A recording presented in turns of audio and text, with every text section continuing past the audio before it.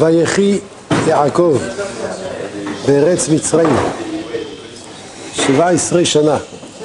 Yaakov a vécu en terre d'Égypte, merci beaucoup, pendant 17 ans. Depuis le moment où il est descendu en Égypte, lorsque Yosef l'a fait descendre en Égypte, comme on a appris la semaine dernière. Vahi Yemei Yaakov, Shene Chayav, les jours de Yaakov, les années de sa vie, Sheva Shanim Ve'arba'im Umeat Shana. 147 ans. Yaakov a vécu 147 ans. La Torah continue, Vaïkrevu Yeme Israël Lamut. Et ils se sont approchés les jours d'Israël de sa mort. Les jours de sa mort se sont approchés. Les jours de sa mort se sont approchés. Alors il y a deux questions ici. Pourquoi il y a marqué Vaïkrevu? Ils se sont approchés. Et la plus grande question, pourquoi il y a marqué Yeme Israël? Les jours d'Israël, les jours de la mort de... Ça voudrait dire, si on devait traduire, au pluriel, les jours de la mort se sont approchés. Les jours, le jour de la mort s'est approché, ce n'est pas les jours. C'est les jours. Alors, pour la première question, Rashi, il dit, c'est quoi Vaïkrevu? Kol Mishine Marbo, Kriva Lamut, toute sa dit, chez qui a marqué Kriva Lamut, qui s'est approché de la mort, Loïgia le Avotav. C'est pour nous enseigner qu'il n'est pas arrivé aux années de ses pères. Voilà, Yitzhak, il a vécu 180 ans. Yaakov, son fils, a vécu 147 ans. C'est pour ça qu'il a marqué Vaïkrevu. Ça veut dire, il dit Rashi, il faut comprendre que c'est quoi la kavanah de Rashi.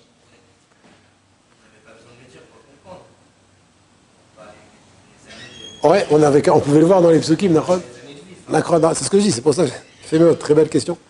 Il faut comprendre ce qu'il dit Rashi, comme il dit Rabbi Binyamin. C'est marqué dans les psukim, Yitzhak a vécu 180 ans, Yaakov a vécu 147 ans, donc pourquoi la Torah ici, elle nous dit Vaïkrevu? Autre exemple, David Améler. Vous savez combien David Améler il a vécu? 70 ans. Combien son papa il a vécu? Ah, si quelqu'un me le dit. Qui a dit 400? Chazak. Rabbi Yosef. Waouh! 400 ans. Ishaï, le papa de David, a vécu 400 ans. Et c'est pour ça que dans David aussi, il y a marqué Vaïkrevu Yeme David. Les jours de la mort de David se sont approchés. Parce qu'il n'est pas arrivé au nombre d'années de son père. Donc on a Yaakov par rapport à Yitzhak, David par rapport à Ishaï. C'est la réponse à la première question. Ça c'est Rashi. Et comme j'ai dit tout à l'heure, il faut comprendre c'est quoi la kavanah de Rashi. Pour l'instant, je ne vais pas m'attarder sur cette explication. Et je n'ai pas répondu non plus à la deuxième question, c'est le Ikar. La deuxième question, c'est pourquoi au pluriel? Vaïkrevu Yeme Israël. Israël, c'est Yaakov, Ken. Vous savez tous que Israël, c'est Yaakov. Vaïkrevu Yeme Israël Amut. C'est la deuxième question. Pourquoi au pluriel? On aurait dû dire Vaïkrav Yomo. Vaïkrav Yom Israël Amut. Pourquoi Yeme au pluriel? Alors le Zohar, il pose la question. Et il répond aux deux questions. C'est quoi Kriva et c'est quoi Yeme au pluriel? Rabotai, écoutez le Zohar. Je vous lis la traduction. Kesherotze Akadosh Baruch Hu lesof elav ruach ha'adam. Lorsque Kadosh Baruch Hu, il veut faire venir à lui une âme, un homme, l'âme d'un homme. Alors qu'est-ce qui se passe? Kol otan ayamim shenitkayem ha'adam ale adamot. Alors tous les jours dans lesquels l'homme a vécu sur terre, Kerevim lifna Kadosh Baruch Hu s'approche devant Hachem, venichnasim becheshbon, et ils donnent leur compte. Ça veut dire quand ils donnent leur compte? Voilà, je suis tel jour, à tel jour, cette personne a fait telle et telle chose. Il s'est levé, il a fait Netilat Yadayim, il a dit d'abord Moderni, Netilat Yadayim, il a fait Birkot HaShachar, avec Simcha, avec Kavana, il a mangé avec Simcha, avec Kavana qui est la force pour étudier la Torah, il est parti étudier tout. Chaque jour vient, vous savez que dans le ciel, il y a le temps. Ça va très vite, mais il y a beaucoup de temps. Ça va très très vite, mais c'est infini. C'est le Netzach, c'est l'éternité. Chaque jour vient témoigner sur cette personne, qu'est-ce qu'il a fait pendant cette journée. Il dit le Zohar. Ashrei chelko shel Adam, heureux est le sort de l'homme, chez Kol Yamav, krevim lifnei hamelech, que toutes ces journées se rapprochent devant le roi, belo cherpa ou boucha, sans honte. Sans honte. Velo midehu echad mehem, et aucune de ces journées n'a été repoussée de devant le roi. Les fikar katuv bat tzadikim, c'est pour ça que chez les tzadikim il y a marqué kreva. C'est pour ça que, au sujet des tzadikim, il y a marqué que les jours s'approchent.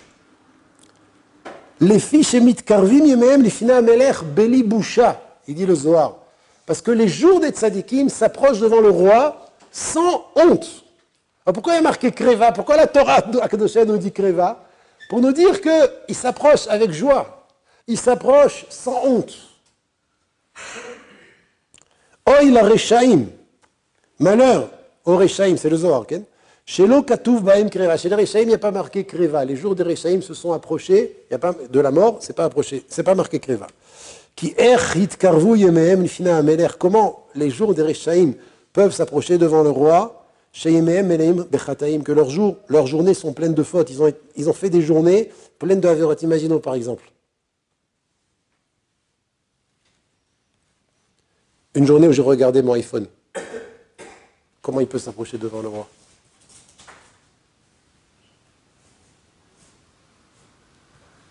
Rabotai, avoir un iPhone, c'est une avéra.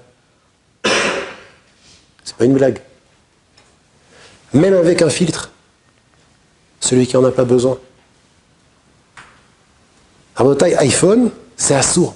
Quand je parle de iPhone, parce que c'est le seul nom que je connais. Il paraît qu'il y a Smarties, d'autres choses, je ne connais pas comment ça s'appelle. iPhone, c'est assourd. Et celui qui croit, qui a le droit d'avoir un iPhone, pour X, Y, Z raison, je conseille vivement d'aller vérifier avec un Moréora. Parce que iPhone, c'est l'inverse de l'Aïmouna. C'est une stira totale avec la Avodat Hashem. Il faut faire un choix dans la vie. D'accord? Même si Torah Box, ils apparaissent sur Internet, et ils ont toutes sortes de programmes pour pouvoir permettre aux gens qui ont un iPhone d'écouter des shiurim, de poser des questions, véchouler, etc. C'est pour les gens qui sont, excusez-moi messieurs, dans la poubelle. iPhone, c'est pas la poubelle. iPhone, c'est ce qu'il y a sous la poubelle. Ça pue. C'est dégoûtant. Ça colle. Rabotaille, dans la vie, il faut faire un choix. Soit Hachem, soit iPhone. Quand je dis iPhone, c'est Internet et toute la saleté. Je ferme la parenthèse. C'est pas ça. Je ne comptais pas du tout parler de ça ce soir. Mais pas du tout. Et vous m'avez chauffé. C'est clair, non, je souris, mais c'est clair. Vous aussi, vous rigolez jeune, mais c'est pas grave, c'est clair, je sais que vous comprenez. Donc un jour, un homme, il a regardé dans son iPhone. Je ne parle pas de quelqu'un qui a un éther précis, cachère, d'un rave, d'avoir un filtre. Mais sans filtre, et t'en as pas besoin. Oh, il a Rechaim! Il n'y a aucun éther. Aucun éther. Toutes les avérotes. Maintenant, le Rav, pas le Rav, Yosef Berebi qui est venu, Jérémie Berebi qui est venu, il n'a pas parlé en tant que du côté religieux. Il a parlé du côté homme. Ah? Tu peux répéter? Voilà. Moi, je parle du côté Yehudi. Pas Ben Torah. Je ne parle pas d'un Talmid Chacham. Je parle d'un côté Yehudi, Rabotai. Il n'y a aucun éther d'avoir un iPhone. Aucun. Il dit le Zohar, Oy la Rechaim shelo katuv baem kriva. Chez les Rechaim, il n'y a pas marqué kriva, je continue. Ki echit karvu yamem lifnei hamelech sheyamem meleim bechataim. Comment ces journées peuvent se rapprocher devant le roi alors que leurs journées sont pleines de fautes? C'est pour ça qu'il y a marqué dans Yaakov Avinu, Vayikrevu yamei Israël lamut. La Shon Rabim. Voilà, on a la réponse aux deux questions. Pourquoi au pluriel? De Eim medabrim kan el yom hamita. On ne parle pas ici du jour de la mort. C'est vrai, si on parlait du jour de la mort, il n'y en a qu'un. Un homme, il meurt un jour, il ne meurt pas au pluriel. Ah, pourquoi la Torah elle a dit Yemei Israël et la Kiruv Vayanim Lifnei Akadosh Baruch Hu Lecheshbon. Au pluriel, pour nous enseigner que lorsqu'un homme quitte ce monde, ces journées viennent devant le roi pour donner le compte. C'est pour ça que c'est marqué au pluriel. Donc on a répondu aux deux questions. Selon le Zohar HaKadosh, pourquoi il y a marqué Kriva et pourquoi il y a marqué au pluriel? Kriva, c'est chez les tzadikim, parce que les journées n'ont pas... Quelqu'un qui a honte, il ne se rapproche pas. Quelqu'un qui a honte, il reste à l'écart. Les journées des tzadikim n'ont pas honte. Pourquoi elles n'ont pas honte? Parce que c'est des journées qui sont pleines, pleines de vie, pleines de Torah, pleines de bonnes actions. Mais pourquoi au pluriel? Pourquoi le Lachon Rabim? Parce qu'on ne parle pas du jour de la mort. On parle des journées de la vie de Yaakov qui sont venues 147 années, fois 365 jours, qui sont venus pendant tout ce qu'il a fait pendant sa vie, qui sont venus devant Hachem raconter quel est le tochen, qu'est-ce qui a rempli sa vie. Souvent, on a cet argacha, on a ce sentiment. Excusez-moi, Ken, on vit comme des poissons dans l'eau quand on est... Elle a une importance, notre vie. On doit faire quelque chose dans la vie. Ah bon, vivre, j'ai pas dit qu'il fallait pas vivre, mais vivre, ça va, vivre. Quelqu'un il pense qu'il va devoir donner le compte sur sa vie. La tête din vecheshbon, combien tu étais saméach dans ta vie? Comment tu as fait la Torah? Comment tu étais avec tes amis? Comment tu as respecté tes parents? Quelqu'un s'imagine un jour qu'il va devoir donner le compte sur tous les jours de sa vie. Pas depuis 13 ans, depuis 0. Kol Sheken depuis 13 ans. Et Kol Sheken depuis 20 ans. Oh, ceux qui ont 20 ans. Vous croyez que... Il y a une argacha comme ça, quand on vit encore un jour, on se met devant le calendrier, V. Il y en a qui sont en prison, ils font des V, jusqu'à ce qu'ils sortent de prison. Il y en a qui passent leur vie comme ça, à faire des V, encore un jour. Mais tu penses un jour que tu vas devoir donner le compte. Qu'est-ce que tu as fait et de quelle manière tu donnes le compte? Ça veut dire que chaque jour va venir devant Hachem. Ah, ce qu'il faudrait, c'est que nos journées s'approchent. Que nos journées n'aient pas honte de s'approcher d'Hachem. Regarde ce que j'ai fait. Je me suis levé, comment je me suis levé, comment j'étais détente, comment j'ai étudié la Torah, comment je me suis comporté comme un Ben Adam, comment je me suis éloigné des choses qu'Akadosh Baruch Hu il a interdit. On raconte une histoire. J'ai 2 petites histoires, en 3 petites histoires. Vous aimez les histoires? Ah, 2, 3 petites histoires. Mais petites, parce que c'est pas le... Mais c'est des histoires qu'on est obligé de raconter. Le Rav Moshe Leib Sasson, c'était un grand Rav de Leilo. Non, le Rav Moshe Leib, ouais, il s'appelait Rav Moshe Leib Zatzal. Il avait l'habitude de partir, c'est une histoire qui date depuis des centaines d'années. Il avait l'habitude de partir pour ramasser des fonds pour des gens qui avaient des besoins, des problèmes. Ken partait pour Arnasat Kala, pour marier des gens, des filles qui étaient orphelines, toutes sortes de mitzvot, reshuvot. Et une fois il est parti, il est resté longtemps dans un endroit. Et quand il est resté dans cet endroit, bon, une fois qu'il est resté longtemps, sa famille s'est inquiétée un petit peu. Il est revenu. Et quand il a frappé à la porte de chez lui, il est rentré. Ses enfants, ils étaient contents de le voir. Ils l'ont attrapé, ils lui ont tiré le manteau. Papa, bonjour, qu'est-ce que tu nous as ramené? Qu'est-ce que tu nous as ramené? Papa, qu'est-ce que tu nous as ramené? Qu'est-ce que tu nous as ramené? Ah, il n'a pas eu le temps de penser à ses enfants là où il était. Et il n'osait pas trop leur dire, mais j'ai rien ramené. Mais les enfants, plusieurs enfants, ils n'ont pas lâché prise. Qu'est-ce que tu nous as ramené, papa? À un moment, il s'est évanoui. Alors, ils ont commencé à avoir peur. Ils se sont occupés. Lui, sa femme, une fois qu'il s'est réveillé, s'approche de lui, lui dit, mais je ne comprends pas, parce que tes enfants, ils te demandent, qu'est-ce que tu nous as ramené? Tu t'es évanoui? Qu'est-ce qu'il y a de si grave? Alors, le Rav Moshe Leib, il dit, non, c'est pas pour ça que je me suis évanoui. C'est parce que quand j'ai entendu « Qu'est-ce que tu nous as ramené? Qu'est-ce que tu nous as ramené? Qu'est-ce que tu nous as ramené ?» je me suis imaginé le moment où j'allais quitter ce monde. Et j'allais arriver en haut. Et les malachim me disent « Qu'est-ce que tu nous as ramené? Quelle honte j'aurais si chazvé shalom, j'ai pas ramené ce qu'il fallait ramener. J'ai pas ramené les choses qu'on attendait de moi là-haut. » Et quand j'ai pensé à ça, grâce à mes enfants, je me suis évanoui. Nora Vayom. Aré Rabotai, comme je dis toujours, la ptira, on y arrive tous. Admea Vesrim Bezrat Hashem. Aval, il faut se préparer. Deuxième histoire. Le Saba Minoverdok. Une fois, il était jeune avraire et il était, comme on dit en hébreu, à la table de son beau-père. Ça veut dire quoi? Il était à la table de son beau-père. Son beau-père lui a dit, marie-toi avec ma fille, et pendant tant d'années, continue à étudier la Torah jusqu'à ce que je peux plus de vous nourrir. Donc il était à la table de son beau-père, et comme on dit en hébreu, il est descendu de la table de son beau-père au bout de quelques années, une famille nombreuse. Son beau-père lui a dit, je ne peux plus subvenir à tes besoins. Donc qu'est-ce qu'il a fait, le Sabah Ben Overdok, qui était encore jeune frère? Il a commencé à business, il a commencé à faire de l'argent. Top, il a fait de l'argent. Et il a rencontré le Talmid, l'élève de Rav Israël Salanter. Et il s'appelait Rav Itzalé Blazer. Alors il rencontre, le Rav Itzalé Blazer rencontre le Sabah Ben Overdok qui est encore jeune. Il dit, dis-moi, j'ai entendu que tu as quitté le monde le monde du collège, de l'étude de la Torah pour travailler. Comment ça se fait? Qu'est-ce qui se passe? Il dit, regarde, je ne suis plus à la table de mon beau-père. J'ai une famille nombreuse. Comment je fais pour vivre? Comment je vais faire pour vivre? Alors le Rav Itzalé Blazer, il lui répond, et comment tu vas faire pour mourir? Tu penses à comment tu vas faire pour vivre, mais comment tu vas faire pour mourir? Tu as quitté le monde de la Torah. Tu as quitté un monde où chaque jour, tu t'investis dans le Hémet, dans le Netzach. Chaque seconde de l'Imoud à Torah, c'est le véritable investissement. Et tu me dis, tu parles d'argent, famille nombreuse, quoi.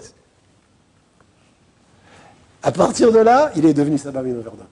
Il a dit, c'est rentré comme une flèche dans son cœur, les paroles de Rav Itzalé Blazer. Comment je vais faire pour mourir? Arrête, c'est le Hémet, c'est le Ikar.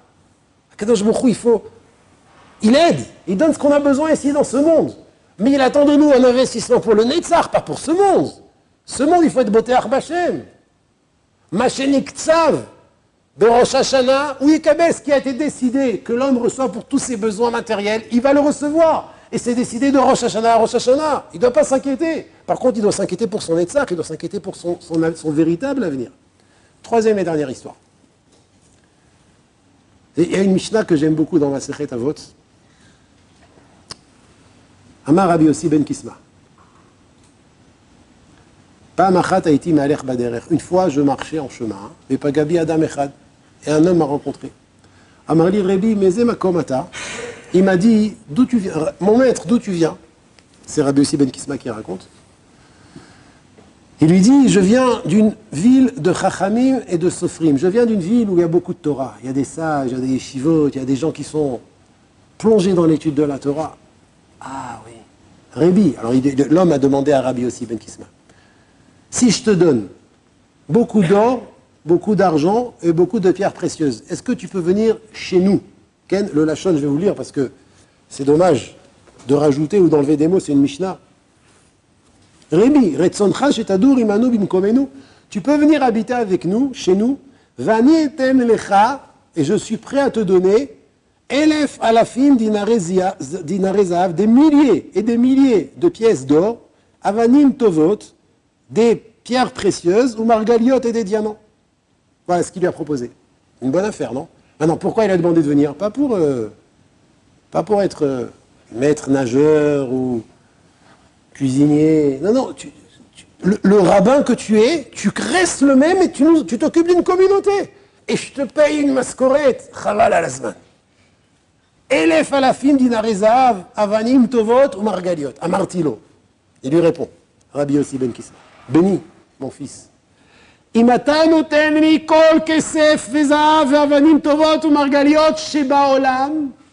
si tu me donnes tout l'argent et tout l'or et toutes les pierres précieuses et tous les diamants du monde, c'est quand même un peu plus que ce qu'il lui a proposé, Einidar ela bemakom Torah.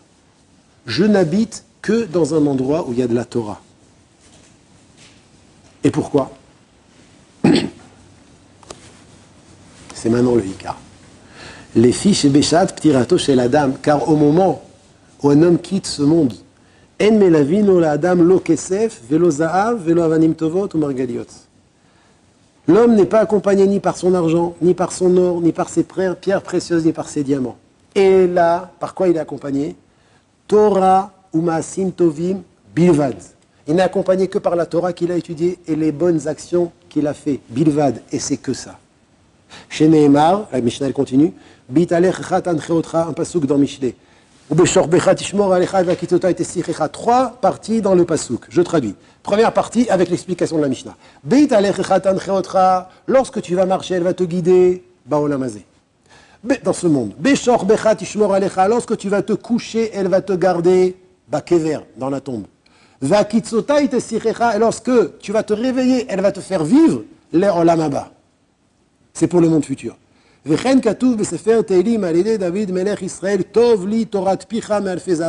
ainsi David Amelech, qui était très riche, il nous dit dans les Tehillim, Tovli Torat Picha, elle est meilleure, la Torah de ta bouche, mais alfe za'ava kesef, que des milliers de pièces d'or et d'argent. Veomer li kesef il yazav neum Hashem sevakot. Dernier pasouk, l'argent m'appartient, l'or m'appartient, ainsi a dit Hashem sevakot. Rabotai, il faut savoir deux choses. Rabbi Yossi ben Kisma ici a une proposition en or. C'est le cas de le dire.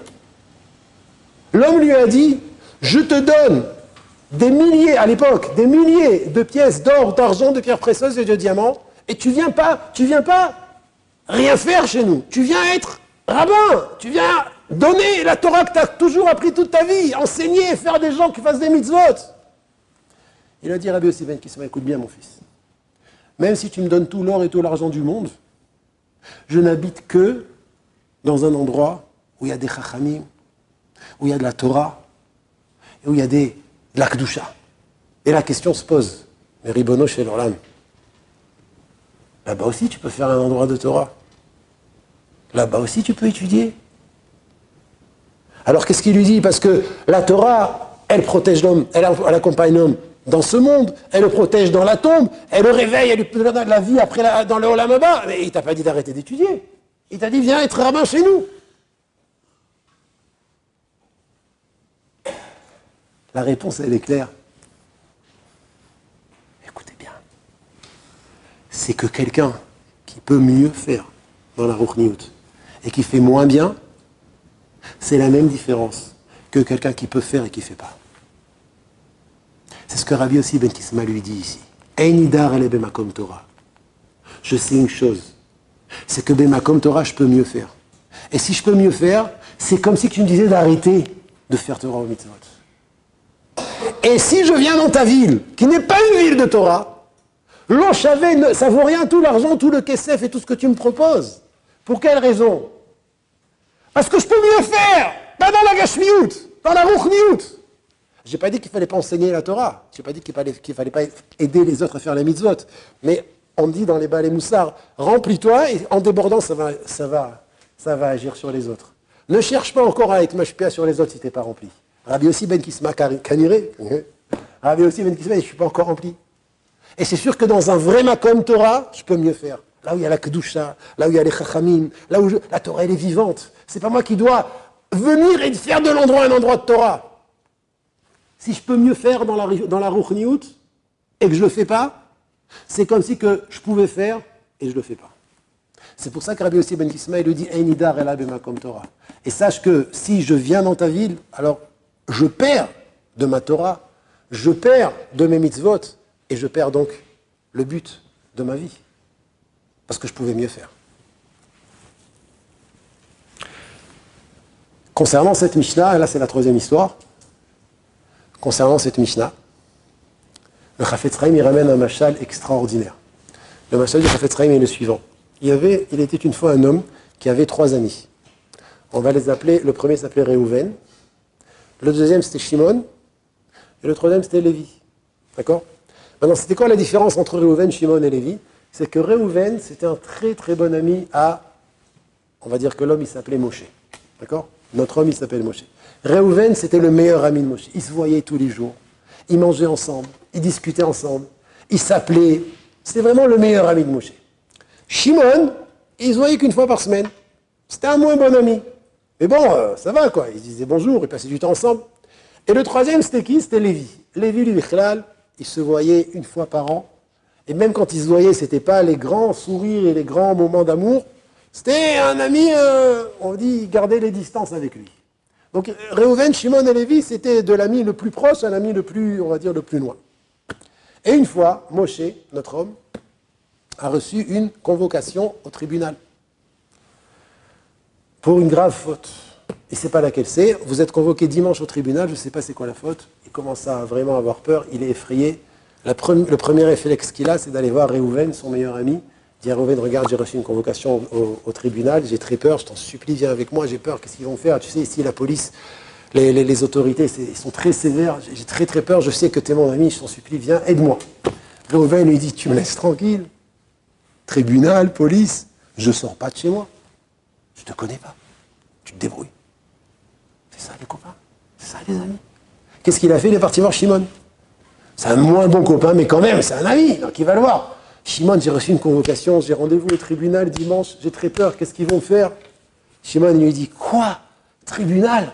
Ah, je ne mets pas les pieds là-bas. Si tu veux, je t'accompagne jusqu'à la porte du tribunal. Je suis prêt à venir avec toi jusqu'à l'entrée du tribunal. Après, tu te débrouilles.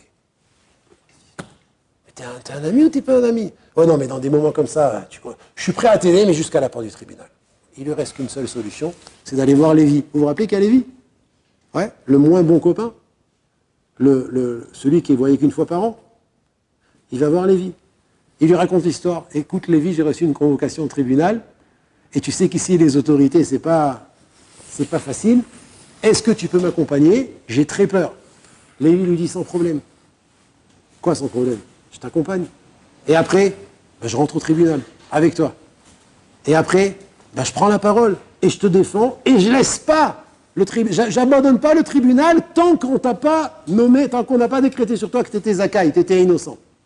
Alors là, Moshe, il est ébahi.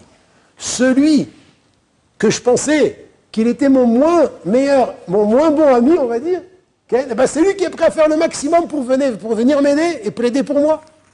Le jour du tribunal arrive, Réhouven ne sort pas de chez lui. Shimon l'accompagne jusqu'à l'entrée du tribunal. Et Lévi rentre avec lui dans le tribunal et se bat en faveur de Moshe. Et il dit, cet homme est un homme innocent, c'est un homme bien. Et voilà ce qui s'est passé tel et tel jour. Jusqu'à ce que le chauffeur, le juge décide, Moshe, il est Zakaï, grâce à Lévi. Ça c'est le Chafetz Chaim, c'est le Machal. Il dit le Chafetz Chaim, c'est quoi le Nimshal? Un homme dans ce monde, il a 3 sortes d'amis. Il y a son argent, son confort matériel, et c'est ce qu'il aime le plus. Ah là là, son argent, il le compte, il le recompte, et il le recompte, c'est l'argent. Alors des fois, il est prêt à faire des très très très grandes études pour pouvoir gagner beaucoup beaucoup beaucoup d'argent. C'est son meilleur ami. Il donne sa vie pour l'argent. Deuxième sorte d'amis, c'est la famille. La famille, le papa, la maman, les frères et sœurs, la femme, les enfants, etc., etc. On les voit moins que l'argent, mais quand même on les voit. Et la troisième sorte d'amis qu'on fréquente dans ce monde, c'est Torah ou Mitzvot. Torah ou Mitzvot, alors on les voit tous les jours. Mais de quelle manière on les voit? Combien on est content de faire Torah ou Mitzvot? C'est quoi combien on s'investit quand on prie, Tfilat Arvit, ou quand on étudie une Gemara, ou quand on donne une pièce à la tzedaka? C'est les choses avec lesquelles, de manière naturelle, Ken. Et c'est là où il faut le plus travailler pour le faire avec plaisir. Avec l'argent, tu cours des kefs. Avec la famille aussi, un peu moins, mais tu es content aussi de voir la famille. Mais Torah Mitzvot, c'est la chose la plus dure. Il dit Rabbi Yossi ben Kisma, comprend bien une chose. Beshaat ptirato shel adam, au moment où un homme doit mourir, lo melavimoto, lo kesef, velo zaav, l'argent, l'or, le confort matériel reste à la maison. Ils ne sortent même pas avec toi pour t'accompagner au trou. Qui c'est qui t'accompagne? C'est Shimon. C'est qui Shimon? C'est la famille. Mais la famille, elle peut arriver seulement jusqu'au kever. Elle ne peut pas apporter. Qu'est-ce qui se passe? Qui c'est qui rentre avec toi? Qui c'est qui va devant le Meler? Qui c'est qui témoigne dans ta faveur? Et qui c'est qui reste là-bas jusqu'à ce que tu sois Zakaï? C'est la Torah que tu as étudiée et les mitzvot que tu as fait. C'est ce que la Mishnah nous enseigne. Torah. Je n'habite que dans un endroit de Torah. Les fiches et Beshat, Ptirato shel Adam. En melavim lo la Adam lo kesef, velo zaav, velo avanim tovot ou margaliot. Et la Torah ou maasim tovim bilvad. Les seuls qui accompagnent et qui suivent l'homme au moment où il quitte ce monde, c'est la Torah qu'il a étudiée. Et comprenez bien que plus il a étudié de Torah de manière comme il fallait l'étudier, avec Chizouk Alimoud, de manière... Il s'est concentré plus, il s'est déconnecté de tout ce qu'il y a autour de lui, il était plus joyeux. Chaque effort qu'on fait en plus dans l'étude, et là pareil pour les mitzvot, chaque investissement dans l'accomplissement des mitzvot, il vaut de l'or. Il vaut, c'est deux mondes. Étudier avec plus de simcha, étudier avec moins de simcha, c'est deux mondes. Dans la ruchniut, c'est vraiment... On ne peut pas s'imaginer, on ne peut même pas comprendre. Et encore moins s'imaginer ce que c'est quand on fait un peu plus d'efforts pour étudier. Ah ben, c'est ça qui nous accompagne après la ptira. Et c'est ça qui se tient devant le roi en notre faveur. La Torah qu'on a étudiée, les Massitovim qu'on va faire. Pour les minutes qui nous restent, je voudrais parler d'un point très important. On parle de Torah, Massitovim. Torah, je ne vais pas en parler. Limut Torah, je ne vais pas en parler. Pourquoi? Parce que j'en parle tous les jours. De quoi je vais parler des Maasim Tovim? Je vais parler Bezrat Hashem des Maasim Tovim. On parle de Maasim Tovim. Un des points les plus importants dans les bonnes actions qui vont nous suivre après 120 ans, c'est le point suivant, Rabotai. Écoutez bien ce que je vais vous dire, c'est très, très, très important. On va parler maintenant de Maasim Tovim, des bonnes actions. Amar Rabbi Yochanan, Tov Amal Bin Shinav Lechavero, il est mieux de blanchir ses dents à son ami. Je vais expliquer ce que ça veut dire. Ce n'est pas une publicité pour du dentifrice. Yoter mimashkeo chalav. Plus que quelqu'un qui lui donne à boire du lait. Alors qu'est-ce que ça veut dire? Il y a la Gemara, c'est une Gemara dans ma Masechet Ketubot. La Gemara, elle apprend un pasouk de cette semaine, de la paracha de cette semaine, où les veines shinaim mechalav. Une des brachot que Yehuda il a reçues. La Gemara, elle dit Tov amalbin shinav lechavero. Il est plus grand, quelqu'un qui... Vous avez vu? Il monte ses dents blanches à son ami, que quelqu'un qui donne du lait à son ami. Alors donner du lait à son ami d'abord à l'époque, on remonte plus de 3000 ans en arrière, donner du lait à son ami, c'est comme si vous disiez un homme qui est très fatigué et qui a très besoin aujourd'hui d'une chambre avec un masgan et une détente totale. Ça veut dire un verre de lait à l'époque, c'était ce qui représentait un chesed, une bonté extraordinaire pour mon ami.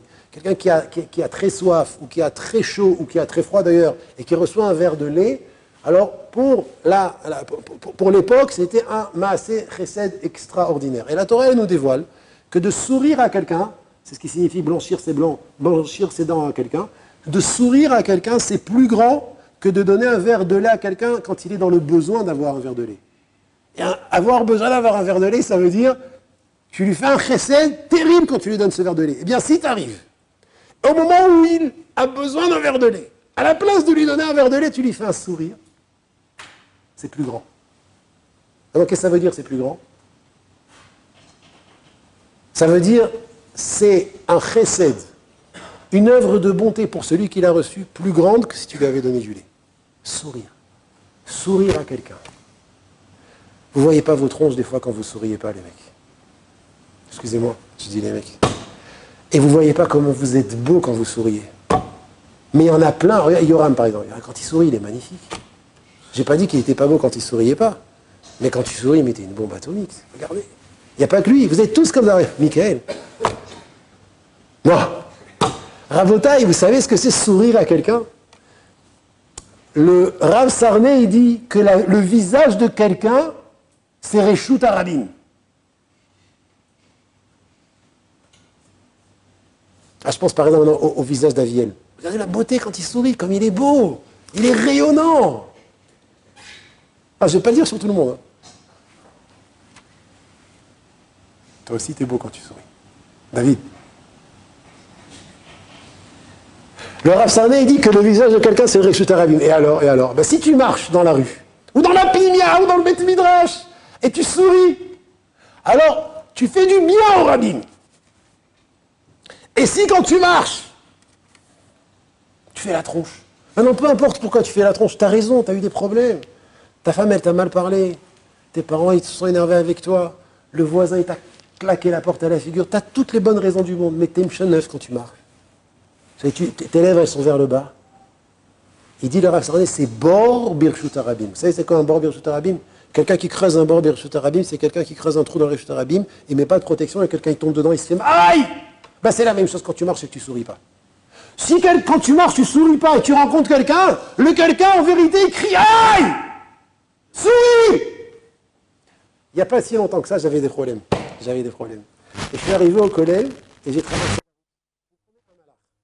Un homme, il est venu en face de moi. Je sais pas, je le connais pas, il ne me connaît pas. Hein.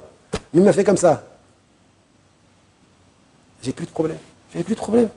Il m'a fait. Il m'a souri comme ça. Tous mes problèmes sont partis. Et là, putain, j'ai dit, mais il a raison, le Rav Sarné. Ribono shel olam. S'il ne m'avait pas souri, je resterais dans mes problèmes. Son sourire m'a fait... Pas il m'a fait oublier mes problèmes. Il m'a donné des ailes. Itromamti. Je me suis élevé grâce à son sourire. Vous comprenez pourquoi le visage d'un homme, c'est Reshut Arabim? Vous avez compris ce que c'est quand vous souriez à quelqu'un ou quand vous ne souriez pas à quelqu'un? Et ce monsieur, il ne me connaissait pas. Kol, Sheken, si tu connais les gens. À plus forte raison quand tu les connais que quand tu fais un sourire, t'es mashpi à tova. Kamazé Khashouv. Tu vois quelqu'un le matin, souris, Boker Tov. Alors je vais juste vous dire à votre Rabbi Nathan ce qui a marqué là-bas, mais là, ne tombez pas de vos sièges, Rabotai, parce que c'est un chidouche Hatsoum. Dans Avot de Rabbi Nathan, il y a marqué, écoutez bien. Heve mekabel et kol adam mesever panim yafot. Rencontre tout homme avec un sourire. Ketzad. La Mishnah pose la question, c'est quoi le cas? Melamed. She'im natan adam lechavero. Si un homme il a donné à son ami Kol matanot tovot sheba olam. Tous les plus beaux cadeaux du monde. Vepanav zoamot vekevushot baaretz. Et son visage était coléreux et dirigé vers le bas. C'est pas une invention. Ma'ale alav hakatuv keilu lo natan klum. La Torah elle considère que c'est comme si qu'il lui avait rien donné. Il lui a donné Kol matanot tovot sheba olam. Mais si tu lui as donné avec un visage pas souriant, c'est comme si que tu ne lui avais rien donné. Avot de Rabbi Nathan. Aval, amekabel chavero besever panim yafot. Quelqu'un qui rencontre son ami avec un sourire, afilu lo natan lo klum.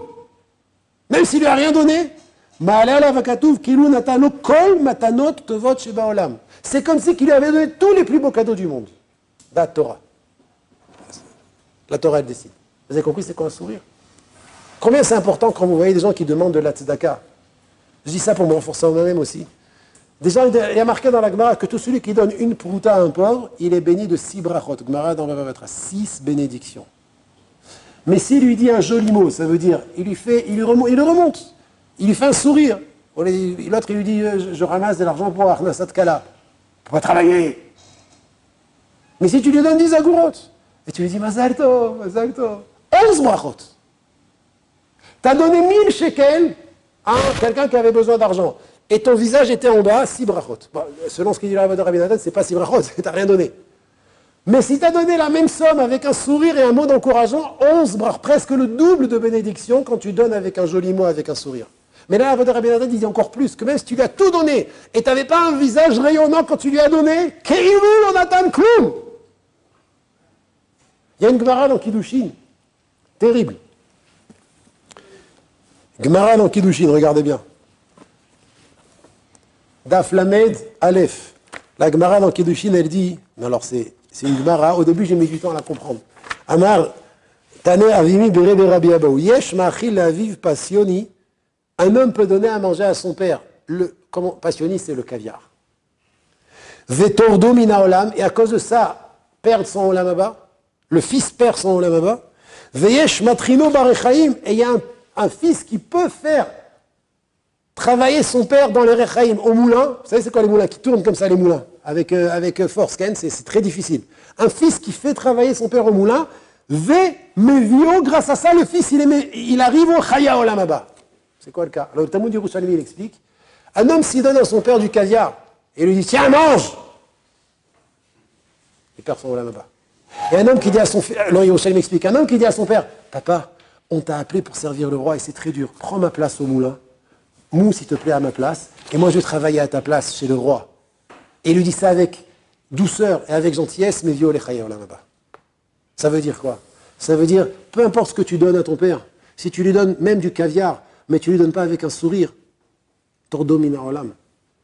Et même si tu lui demandes quelque chose de difficile, mais tu lui expliques gentiment et avec douceur, alors tu peux l'amener, tu peux être zoché grâce à ça au Olam Abba. Combien c'est chachouv. Et ça fait partie des Maasim Tovim. On a dit qu'il y a Torah au Maasim Tovim chez Melavim Otanu Rabotai. Si vous voulez bien, un conseil de ma part, habituez-vous, travaillez sur ça, à sourire à votre entourage. Mais ce n'est pas seulement votre entourage proche, dans la chambre, dans la maison, Beth Midrash, c'est même les lointains, comme l'histoire que j'ai racontée tout à l'heure. Vous pouvez rencontrer quelqu'un dans la rue et lui sourire.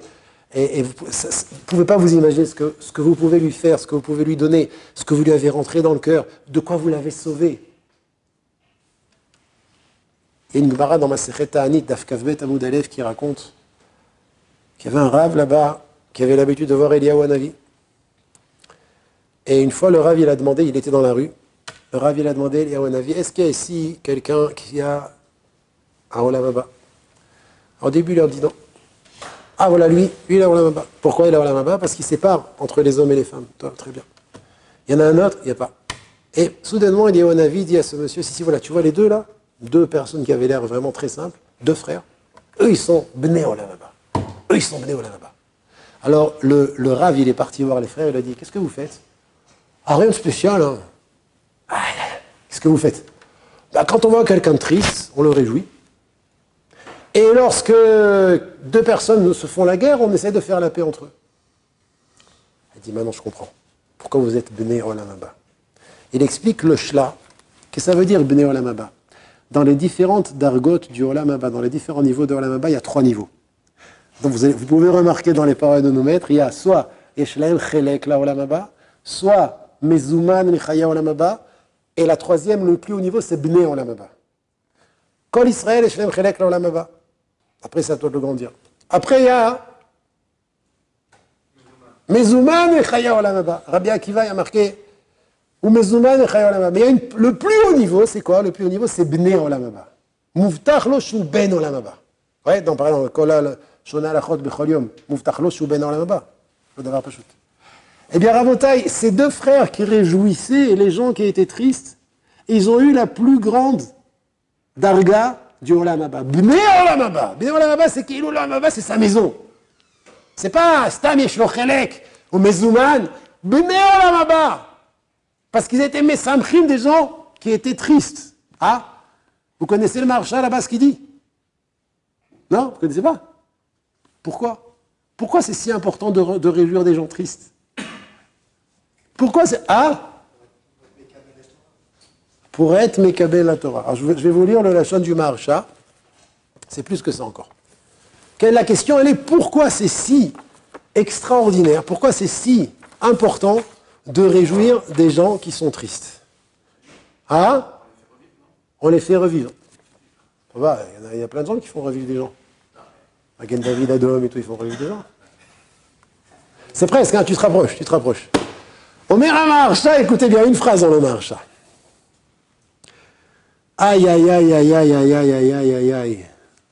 Il dit le Maharsha, pourquoi du fait qu'ils réjouissaient les gens tristes, ils sont devenus Bnei Olam Haba, des achou basés, ils ont mérité ainsi les Alma des athées, le monde futur, qui est des Amrinan Besanedrin.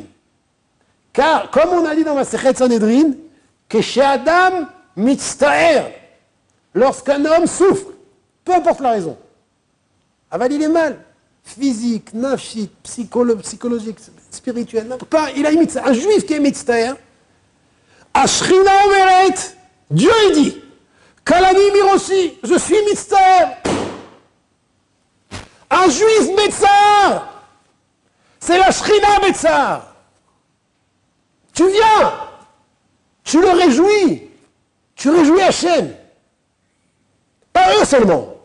Parce qu'un juif médecin, Ashrina médecin, en venant faire un sourire à quelqu'un, et tu lui enlèves sa peine, tu allèges sa peine, tu as réjoui Hachem.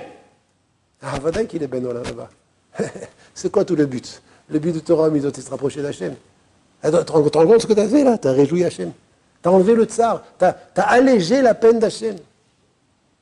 Alors, est-ce que c'est étonnant que ceux qui réjouissent les juifs, ceux qui réjouissent les hommes, ils sont appelés Bnei Olam Haba. On cherche des Maasim Tovim. Torah, on l'a, Baruch Hashem. Il faut se renforcer dans l'étude de la Torah.